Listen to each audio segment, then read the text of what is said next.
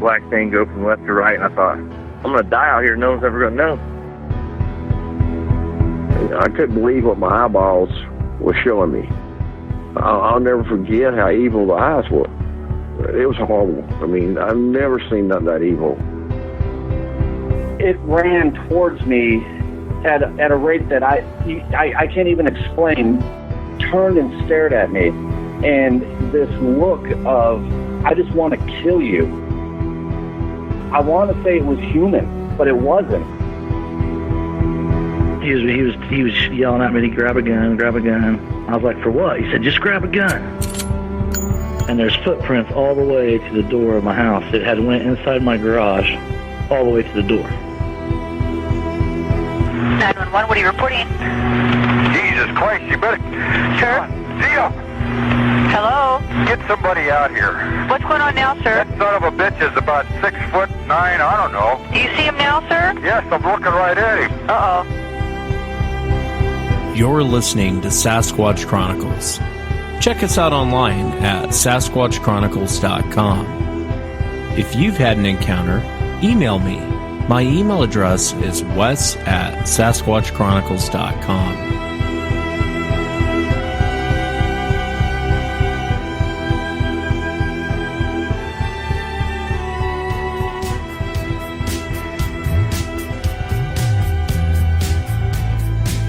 Welcome to the show, everyone. Thanks for being here tonight. Got a great show planned for you this evening.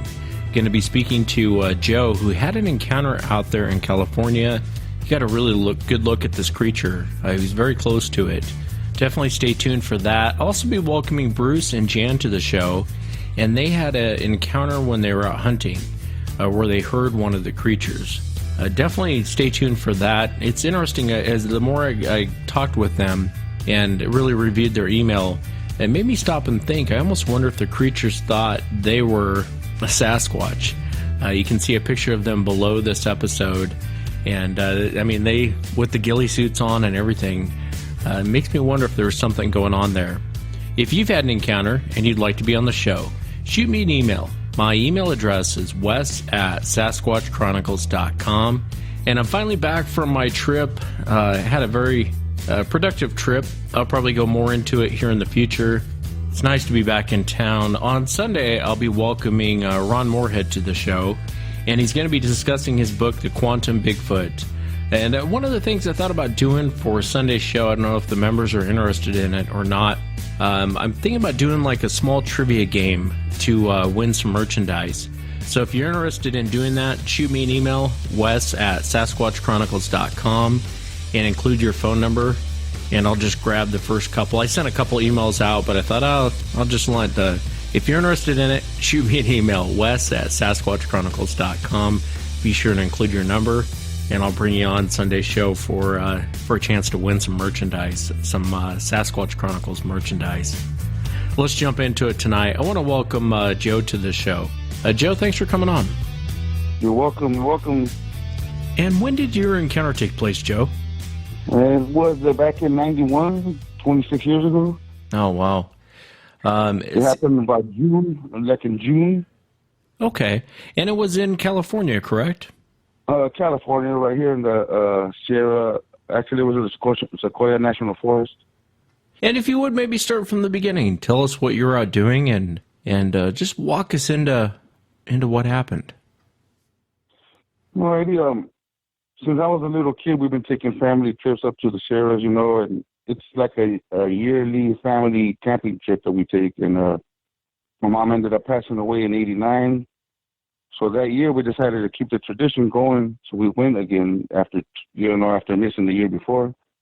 So we went. There was me, my dad, my brother, my sister, my uncles, my aunts, and we all went up there, and we decided to camp at this place called Lodgepole, which is a very there's a lot of people that camp there. It's a very known campsite in the Sequoia National Forest.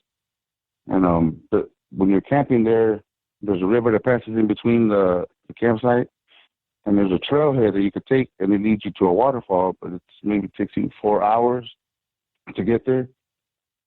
So me, my uncle, my cousin, and my brother decided to do it. We're going to go take the trail and go check out the waterfall. So we're walking along, and get to a part on the trail where there's mountains coming down on both sides of you, the trees going up, so you can't really see anything.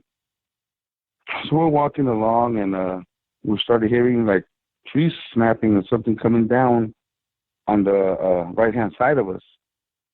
So we all stopped and we're looking, and we don't see anything. So we kept walking again. Then we hear a loud like thud, like something heavy just landed. So we stopped again, and we're looking, and we don't see anything. But I didn't realize that my uncle, my cousin, and my brother had kept walking. So I kind of stayed behind a little bit. I took maybe 2 steps, and something told me to look behind me.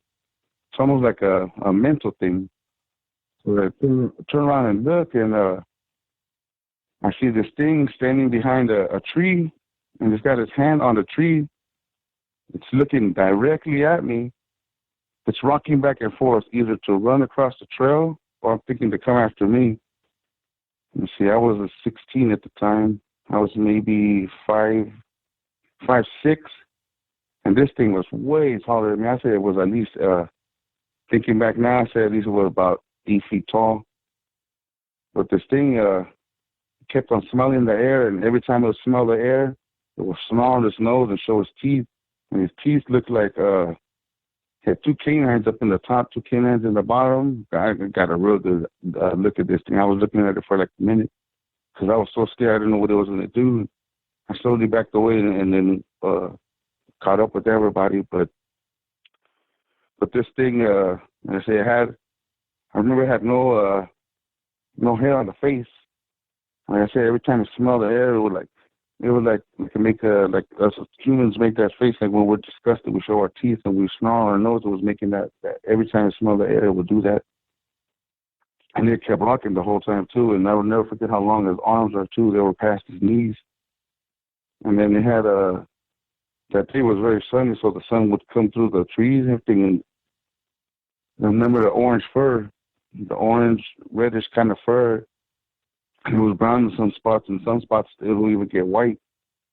And this thing was just staring at me, and I don't know what it was going to do, if it was going to run across the trail or run after me. So I just walked away, and I actually ran up and caught up to my brother, and he turned around and looked at me. He said, "What's wrong with you? You look like you saw a ghost."